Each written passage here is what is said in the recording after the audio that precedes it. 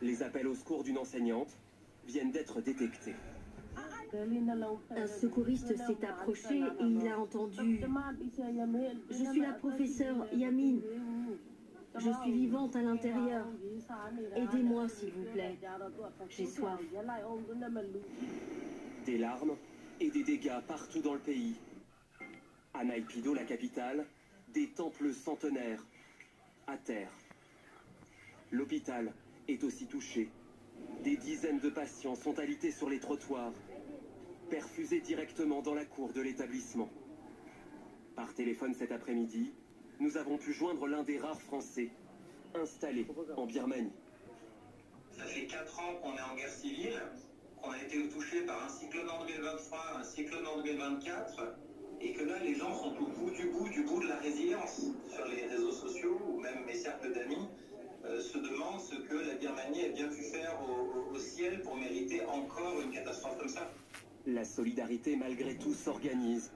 Image de l'aide humanitaire indienne qui débarque aujourd'hui à Rangoon. En Chine, des secouristes sont aussi sur le départ. Pékin annonce 12 millions d'euros d'aide d'urgence.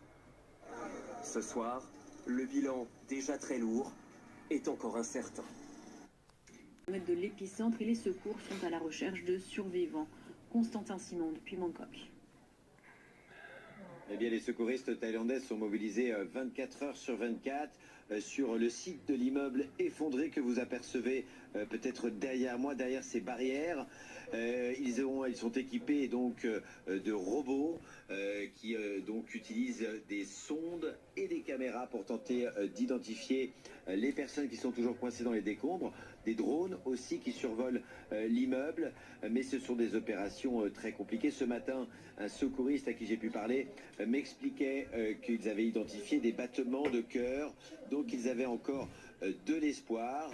Le sentiment qui règne ici, c'est une certaine concentration, une certaine mobilisation et un début d'inquiétude parce qu'évidemment les heures, les jours passent et ce sont des opérations très compliquées avec tous ces décombres, ce ciment, ces tas de ciment. Il est très difficile de percer le ciment et d'atteindre les gens ou les corps qui sont coincés en dessous.